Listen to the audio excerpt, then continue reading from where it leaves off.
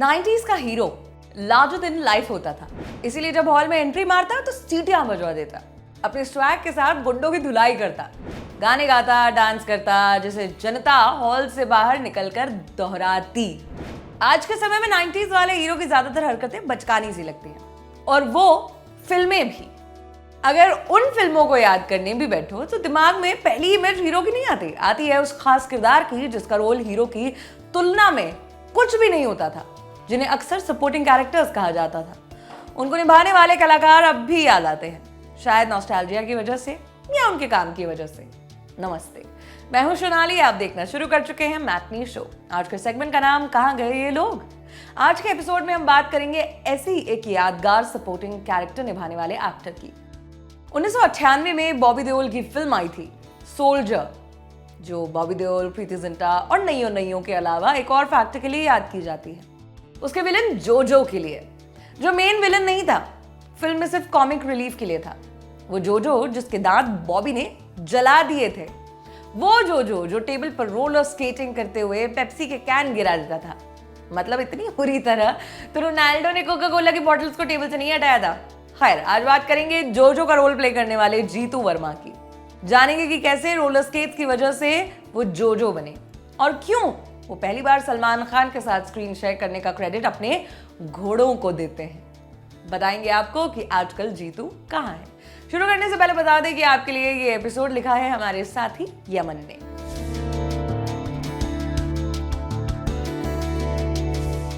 जीतू बड़े होकर film industry का पार्ट बनेंगे, ऐसा उनकी किस्मत में जन्म से पहले ही लिखा जा चुका था।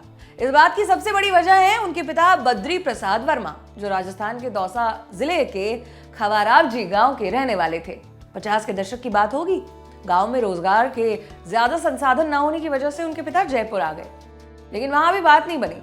जयपुर से सीधा पहुंचे बंबई। उम्मीद थी कि जो शहर सबके सपने पूरे करता है, वो क्या उनके सपने पूरे नहीं करेगा। उन दिनों बॉम्बे का दूसरा पर्यायवाची था हिंदी फिल्म इंडस्ट्री।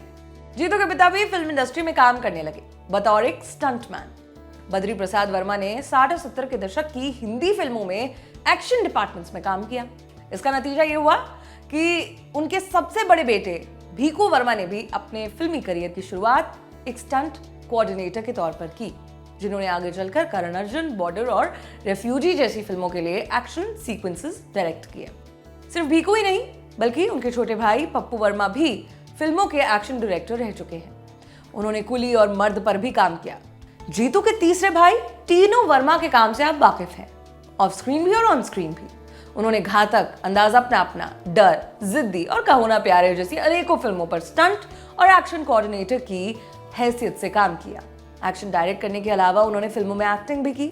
आमिर खान की फिल्म आई थी मेला, जहां गुर्जर सिंह के रोल में आपको टीनू दिखे। कुल मिलाकर जीतू के 6 भाइयों में से 5 फिल्मों से जुड़े हुए हैं। भाइयों का इन्फ्लुएंस ऐसा था कि जीतू भी ऑटोमेटिकली फिल्मों में ही आ गए।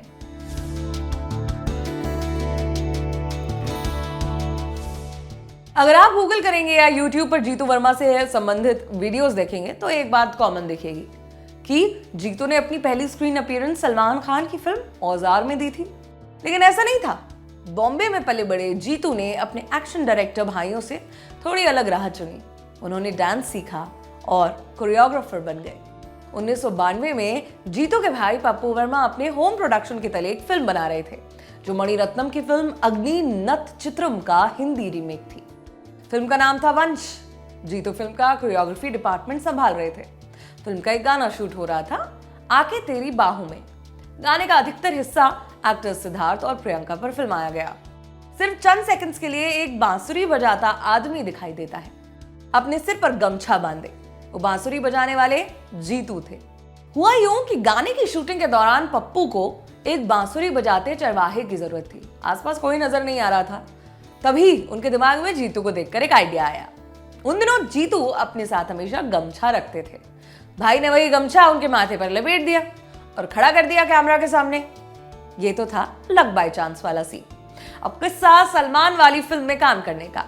दरअसल सलमान के भाई सोहेल खान बतौर डायरेक्टर डेब्यू करने जा रहे थे फिल्म औजार से। फिल्म में सलमान के अलावा संजय कपूर, शिल्पा शेट्टी और निर्मल पांडे जैसे एक्टर्स भी थे। औजार में सलमान को एक्शन करना था, सिर्फ जमीन पर ही नहीं बल्कि घोड़े पर चढ़कर भी। उन्हें फिल्म के दौरान घुड़सवारी सिखा रहे थे जीतू वर्मा, जो इस पॉइंट पर प्रोफेशनली हॉर्स राइडिंग सिखा रहे थे। फिल्म में एक राजस्थानी किरदार था ठाकुर जयसिंह के नाम से, जिसके लिए अब तक किसी एक्टर को साइन नहीं किया गया था। सलमान जीतू के राजस्थानी बैकग्राउंड से अवगत थे। ऐसे ही एक दिन हॉर्स राइडिंग की ट्रेनिंग के दौरान उन्होंने जीतू को अप्रोच किया, कहा कि फिल्म में एक राजस्थानी कैरेक्टर है, अच्छा रोल है, जिसे फिल्म में घुड़सवारी भी करनी है। सलमान ने आगे कहा कि किरदार के सारे पैमानों पे आप फिट बैठ रहे हैं, तो क्या ये रोल करना चाहेंगे? जीतू ने ज्यादा सोचा नहीं और सलमान को हाँ कर दिया। जीतू मानते हैं कि उन्हें अपने घोड़ों की वजह से ये फिल्म मिली, लेकिन वो अपने घोड़ों को एक और फिल्म के लिए क्रेडिट देते हैं। 2006 में एक इंग्लिश फिल्म रिलीज हुई थी, टाइटल था द फॉल। फिल्म को भारतीय मूल के डायरेक्टर तरसेम सिंह ने बनाया। द फॉल एक हिस्टोरिकल फिक्शन फिल्म थी 5 नायकों की, जिनमें से एक भारतीय भी था, इसीलिए फिल्म का काफी हिस्सा इंडिया में शूट हुआ। पुराने जमाने की कहानी थी। जीतू उस दौरान एक्टिव तौर पर एक्टिंग करते थे। इस तरह जीतू मानते हैं कि उन्हें अपने करियर की एक और फिल्म अपने घोड़ों की वजह से मिल गई। खैर, औजार पर काम करने के दौरान ही जीतू को अपनी अगली फिल्म मिल गई, जहां उनकी जरूरत एक एक्टर के तौर पर थी। फिल्म थी अक्षय कुमार और सुनील शेट्टी स्टारर सपूत। जीतू पहले ही औजार के लिए शूट कर चुके थे, फिर भी वो सपूत के बाद ही रिलीज हुई।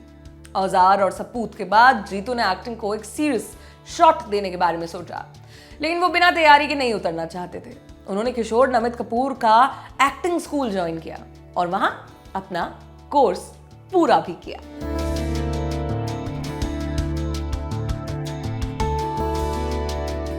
अब्बास मस्तान, सफेद कपड़े पहनने वाले 2 डायरेक्टर भाइयों की जोड़ी, जिन्होंने 90s की स्क्रीन को लाल किया। कभी शिल्पा शेट्टी को बिल्डिंग से गिरवाया तो कभी शाहरुख खान को चिपकने वाले जूतों से दीवार पर चढ़ा दिया। 90s में अलग ही स्वैग था इनका। उस दशक में इस जोड़ी ने अपने करियर की एक और यादगार फिल्म बनाई, सोल्जर। उस दौर के राइटर श्याम गोयल ने पहली बार सोल्जर के जरिए अब्बास मस्तान के साथ कोलैबोरेट किया। श्याम उससे पहले तहलका और जीना दो जैसी फिल्मों के लिए डायलॉग्स भी लिख चुके थे। पप्पू वर्मा की फिल्म वंश के डायलॉग्स भी उन्होंने लिखे। दरअसल रिश्ते में श्याम वर्मा ब्रदर्स के जीजा हैं। सोल्जर की कहानी लिखने के दौरान एक दिन अब्बास मस्तान ने उन्हें अपने ऑफिस में बुलाया। कहानी को लेकर एक सजेशन दिया कि उन्हें एक विलन चाहिए जो खूंखार ना हो, जिससे लड़ने के लिए हीरो को कांच की खिड़कियों से अंदर ना घुसना पड़े। ऐसा कोई जो अपनी मस्ती में मस्त रहे, कुछ भी अटपटी हरकतें करता रहे। श्याम उनका इशारा समझ गए कि उन्हें फिल्म में कॉमिक रिलीफ के लिए एक विलेन चाहिए।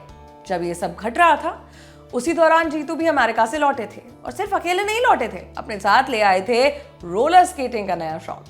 जहां जगह मिली वहीं रोलर स्केटिंग शुरू कर दी। अब्बास मस्तान की बात सुनकर एकाएक श्याम के दिमाग में रोलर स्केटिंग करते जीतू की तस्वीर आ गई। उन्होंने डायरेक्टर भाइयों को जीतू का नाम सुझाया, कहा कि वो इधर उधर स्केटिंग करता रहता है, एक बार उसे देख लो, हम उसकी स्केटिंग के साथ कुछ कर सकते हैं। अब्बास मस्तान को बात पसंद आई।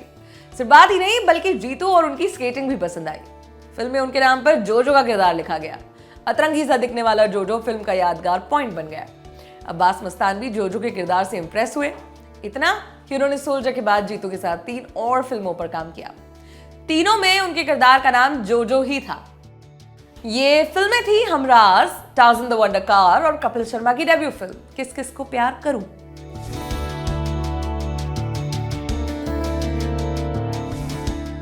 30 मार्च 2017 की तारीख थी। जीतू अपनी गाड़ी से ट्रैवल कर रहे थे माउंट आबू टू चित्तौड़गढ़।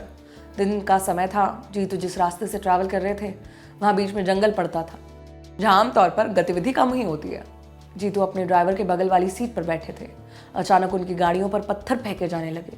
कुछ संदिग्ध लोगों ने उनकी गाड़ियों को घेर लिया और बिना थमे पथराव करने लगे। ड्राइवर ने हालात समझकर गाड़ी भगाई, फिर भी गाड़ी पर बरसने वाले पत्थर कम होने का नाम नहीं ले रहे थे। ऐसा एक पत्थर विंडशील्ड तोड़कर जीतू की आंख पर आकर लगा। लगते ही खून बहने लगा। ड्राइवर किसी तरह जीतू को उस परिस्थिति से बाहर निकाल लाया। उन्हें फौरन अस्पताल ले जाया गया। उनकी एक आंख बुरी तरह घायल हो गई। आईब्रो वाला हिस्सा फ्रैक्चर हो गया था। मौके की नज़ाकत समझते हुए उन्हें तुरंत प्रभाव से मुंबई ले जाया गया, जहां सुनील शेट्टी ने उनके लिए पहले ही हॉस्पिटल अरेंज किया था। डॉक्टर्स ने परिजनों को बताया कि जीतू की एक आंख बुरी तरह डैमेज हो गई है, जिस वजह से उन्हें देखने में दिक्कत होगी। जीतू का ट्रीटमेंट करीब 3 साल तक चला। उन्हें अपनी दाईं आंख से दिखना लगभग बंद हो चुका था। ट्रीटमेंट के बाद चोटिल आंख की रोशनी लौटने लगी, लेकिन अभी भी उन्हें उस आंख से साफ नहीं दिखता। डॉक्टर्स के मुताबिक उन्हें थोड़ा और समय लगेगा।